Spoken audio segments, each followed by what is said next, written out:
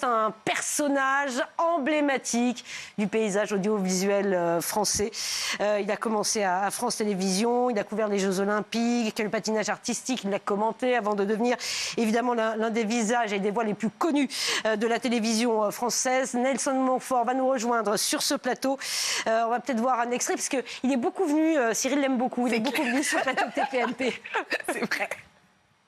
Mais frère, sur la tête de ma mère, je kiffe ta tenue, on dirait le prof d'histoire, mon frère.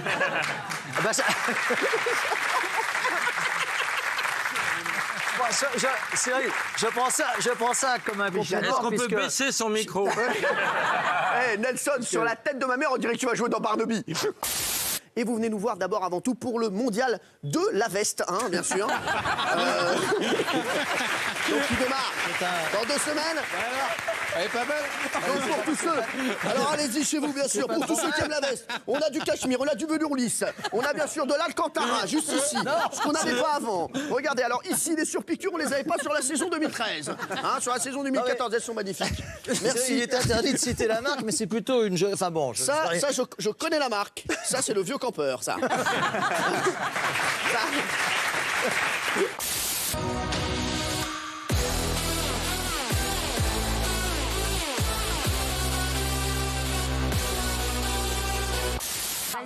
Avez-vous un prénom à consonance britannique?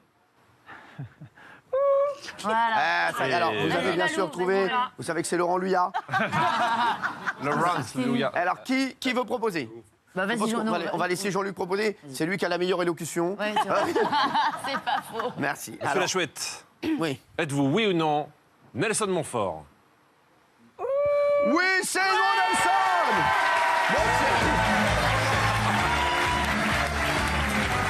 Nelson Montfort qui est avec nous, mon chéri. Mon ami Nelson. Viens, mon Nelson, viens.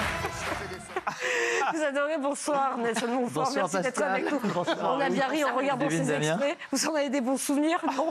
Bah oui. À chaque fois que vous venez sur le plateau, vous avez Vous pas été préparez toujours épargné. des bonnes surprises. Non, alors moi, c'est plus sage. C'est plus sage, il n'y a pas de bonne surprise aujourd'hui. Mais c'était des bons moments, effectivement. Votre carrière, vos débuts à la télévision française, France Télévisions. Et puis, vous avez commenté aussi les Jeux Olympiques 2024, Nelson Montfort. Vous avez commenté aussi l'athlétisme. Vous n'arrêtez jamais, Nelson Montfort. Je vais dire quand même, juste, je vais en profiter pour parler de votre livre, parce qu'il y a aussi un livre qui s'appelle Mémoire olympique, qui est actuellement disponible aux éditions Michel Lafon. Et puis, vous êtes au théâtre avec Philippe Candeloro dans la pièce Ça patine à Tokyo, qui est actuellement en répétition, puis au Festival d'Avignon. Voilà l'affiche. Ouais. Ça promet, Nelson Montfort. Tiens d'ailleurs, bonjour Philippe Candeloro. Ça m'aurait étonné. Ah ben non, ça vous aurait étonné, mais Philippe Candeloro, je ne sais pas si vous nous entendez. Comment ça va? Merci d'être avec nous. Bonjour. Bon, la connexion est un peu Très bien, voilà, non bonjour. Ça va très bien. En fait, quand vous allez chez... Vous m'entendez ou pas? Oui, mais on voit très mal. La connexion n'est pas terrible. Bon, on va peut-être Parce qu'il doit être à Tokyo où va se passer la pièce écrite par un très joli tandem d'auteurs, Hugo Crémaschi et Julien Grange. Et je crois que ça va être un joli moment. Ici, j'ai l'impression que c'est la joie de vivre qui prédomine sur ce plateau. C'est avec Philippe, c'est ce que nous allons essayer de faire à partir de l'année prochaine, effectivement, et sans doute, certainement même au Festival d'Avignon 2024. Et puis vous connaissez bien, avec Philippe Candeloro, vous formez un duo aussi un peu emblématique. Vous avez commenté le patinage artistique, vous avez fait plein de choses ensemble. Oui, Philippe m'a souvent même rejoint sur scène, notamment sur mon spectacle Georges Brassens avec l'ami Carato. Et puis c'est un showman. Et puis c'est vrai que je pense qu'on a établi un duo en patinage qui, je pense, séduit les téléspectateurs. Il est séduit à la fois techniquement pour le patinage et puis j'espère humainement. Je pense qu'avec lui et je pense que les téléspectateurs savent qu'on va passer un bon moment. En tout cas, moi, c'est ce que j'essaye de faire. Et si l'on en croit par certains sondages, j'ai l'impression que voilà, qu'il y a encore peut-être Mais vous de jolies entendez années. aussi bien sur scène, dans la vie, à l'écran. Oui, nous avons chacun nos itinéraires. Nous ne vivons pas ensemble 24 heures sur 24. Mais oui, je pense que c'est un joli tandem et c'est vrai qu'on partage pas mal de mêmes passions. Bon, on a peut-être un extrait à voir avec... Je connais bien. Je faisais partie de cette émission et je m'en souviens très bien. Très bien. Qu'est-ce qui m'attend? Qu'est-ce qui m'attend? Parce que j'adore les sports de glisse.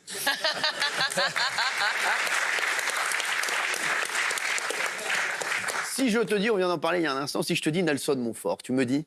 Ne me parle plus de ce connard. Ne me parle plus de ce connard. Ça a été dur avec lui? Il a baisé ma femme, je ne peux plus en parler. Il a baisé ma femme, je peux plus en parler. Insupportable. Pourquoi vous étiez sur cette Alors, je tiens à dire que ce n'est pas vrai. Non, mais ça, on a bien compris. J'ai beaucoup de sympathie pour Olivia, mais voilà. Voilà.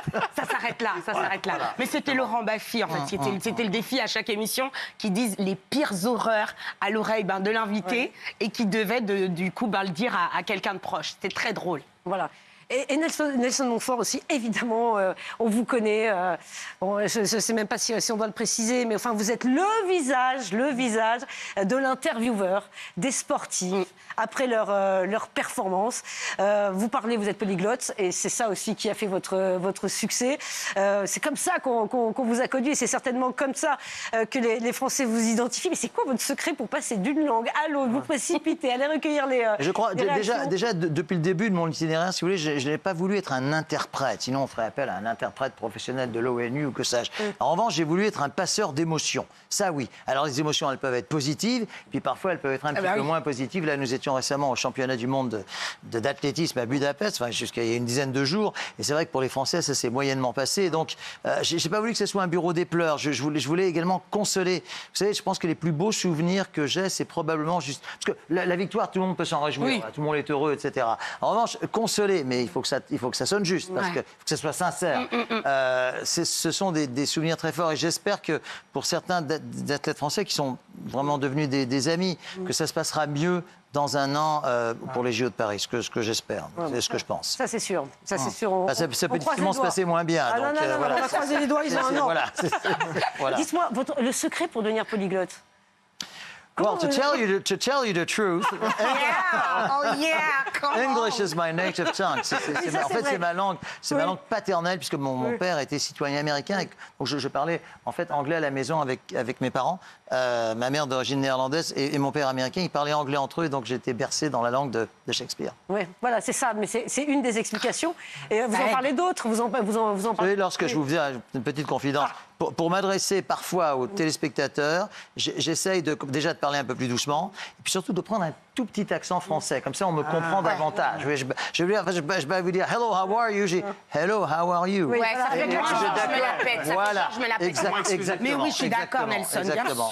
Mais est-ce qu'il vous arrive de ne pas comprendre les réponses aux questions que vous posez? Parce que parfois, on a des accents aussi assez curieux lorsque vous interrogez. Alors, je vais vous dire, effectivement, souvent, oui, c'est arrivé, les athlètes des hauts plateaux, vous savez, Kenya, en Éthiopie, qui se trouvent être en plus de remarquables coureurs à partir du 5 000, 10 000 mètres. C'est vrai que parfois, j'ai un peu de mal, mais je crois que le contexte général, je le comprends. Et puis, je dirais que, bon, vous savez, je suis persuadé d'une chose, les gens sentent quand on les aime. Moi, il se trouve que quand je reçois un athlète éthiopien ou kenyan des hauts plateaux, qui vivent parfois dans des conditions plus difficiles que nous, j'ai tout de suite un coup de cœur formidable pour ces gens-là. Et je crois que les gens sentent quand on les aime. À partir de là, si la traduction n'est pas exactement littérale, je ne sais pas, vous êtes d'accord avec moi? On est bien d'accord, personne ne nous en tient rigueur. C'est pas si important, voilà. Et Philippe Candeloro est avec nous par téléphone parce que ça ne capte... Je sais pas où vous êtes, hein, Philippe, mais ça capte très très mal. Oui, parfois j'ai du mal à comprendre ce qu'il me dit, justement.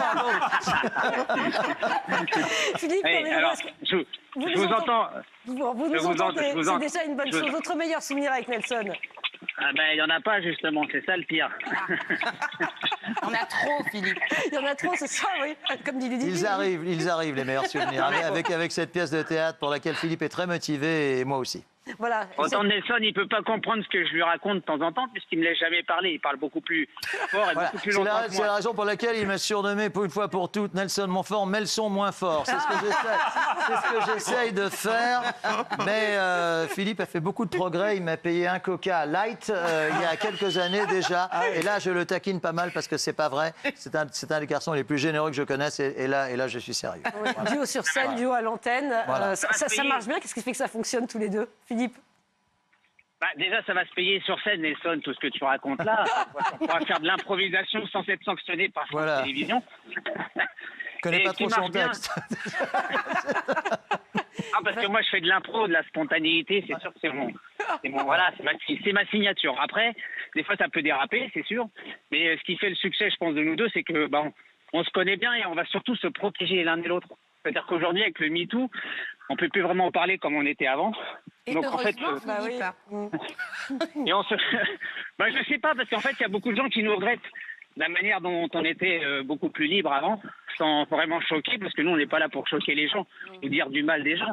On est là pour détendre l'atmosphère dans un milieu parfois un peu trop feutré qu'est le patinage. Si nous avons contribué à moderniser un petit peu cette discipline qui, vous savez, était autrefois un peu avec des jabots Henri III, vous savez, des valses de Vienne un petit peu avec des couleurs très très vives, etc. Je pense que Philippe et moi avons alors déjà les patineurs l'ont fait, mais je pense que nous avons contribué à moderniser cette discipline qui est aujourd'hui suivie par le plus grand nombre. Vraiment, le patinage est suivi vous avez vraiment réussi à transmettre la passion, c'est incroyable ça. Vous l'avez fait tellement que voilà, les téléspectateurs partageaient cette passion avec vous, exactement. Et avec Philippe. Merci d'avoir été en direct avec nous, Philippe Candeloro. Pas de problème. Merci beaucoup et bon courage sur la scène. Et apprends ton texte. Voilà, c'est ça, bon courage. Parce que ça, c'est pas évident, moi j'admire. Effectivement, quand on a des tonnes de textes à apprendre. Et puis là, la scène, ça pardonne pas. Ça pardonne pas. Je voudrais aussi qu'on revienne sur une séquence, et c'est très, très intéressant de vous avoir, Nelson, aujourd'hui sur ce plateau. C'est Patrick Montel qui était sur le plateau de TPMP. Il y a la semaine dernière, et qui est monté au créneau en disant c'est inadmissible. Alors il a été licencié de France Télévisions et il dit c'est inadmissible. Enfin, il était vraiment très triste parce qu'il ne pourrait pas, il n'a pas d'accréditation pour commenter les Jeux Olympiques 2024. Je vous propose qu'on revoie cette séquence et ce serait intéressant d'avoir votre regard. Lorsque l'on a atteint un certain âge, on est bon à mettre à la poubelle en France. Alors moi je te dis ça, oui, parce que je le pense sincèrement. Je pense qu'aujourd'hui on a un vrai problème avec l'âge, c'est qu'on juge les gens non pas sur leurs compétences, non pas sur ce qu'ils peuvent apporter à une entreprise, mais on les juge aussi sur leur état civil. Ouais. Et ça c'est juste insupportable. Alors Michel Drucker est toujours là. Michel Drucker est toujours là, Nelson Montfort aussi, et je m'en réjouis. Je m'en réjouis. Nelson, qu'est-ce que vous... Déjà, je trouve que la dernière phrase est très confraternelle, donc je ne peux pas ajouter grand-chose. Je suis d'accord avec ce que vient de dire Patrick. Et je crois avoir compris, parce que j'ai suivi cette émission, que Cyril avait une promesse pour lui, donc je ne sais pas exactement de quoi il s'agit. Mais connaissant le cœur de Cyril, je suis sûr que ce ne sera pas une promesse de Gascon. Oui, voilà, mais il parle de l'âge, il a 70 ans, il dit on est jeté à la poubelle. C'est pas votre cas, vous allez commenter les Jeux Olympiques 2024. Écoutez, chaque cas est différent. Moi, j'apprécie beaucoup ce que vient de dire Patrick et j'espère que, et je pense et je suis sûr qu'il retrouvera une antenne pour 2024 et peut-être au-delà. Merci beaucoup, Nelson Montfort. On va répondre aux questions du PAF, des questions des téléspectateurs. Alors, une question peut-être qui va s'afficher sur votre écran. Il nous reste peu de temps. On va essayer d'aller vite. Le temps passe vite en votre compagnie. C'est très bien. Nelson, regardez, c'est Franck qui vous pose cette question. Vous avez une anecdote à raconter sur votre collaboration avec Cyril dans le tennis club. Est-ce que vous en souvenez? Alors, je ne veux pas faire trop long, je m'en souviens très bien. Et d'ailleurs, je sais que Cyril s'en souvient aussi. D'ailleurs, j'en suis persuadé qu'il s'en souvient, parce que avant de vous rejoindre, je l'ai rencontré et tu parlais un peu de ce formidable souvenir où nous recevions donc chaque matin sur la terrasse de Roland-Garros. Je crois que c'est un peu... Je ne veux pas dire que c'est comme ça que Cyril a démarré. Je crois qu'il avait fait 2-3 choses avant, mais c'est ce qui lui a permis vraiment de devenir ce qu'il est. Et il sait l'affection et l'amitié que je lui porte et je sais qu'il me la rend bien, donc je suis d'autant plus heureux d'être parmi vous ce soir. Alors, des anecdotes, oui, il y en a plein. On recevait... Alors, en plus, c'était hyper décontracté. On recevait Raphaël Nadal, on a l'impression de le connaître depuis 40 ans. Et ça, c'est vrai que au début, Cyril était un petit peu, vous savez, il adore le tennis, donc il était un petit peu sur la réserve. Et après, évidemment, et je crois que son défi était de jouer, d'échanger des balles avec Raphaël Nadal, et je crois que ça a été le cas. Alors, je vous épargne le score. Hein. Face à Nadal, on ne parle pas du score.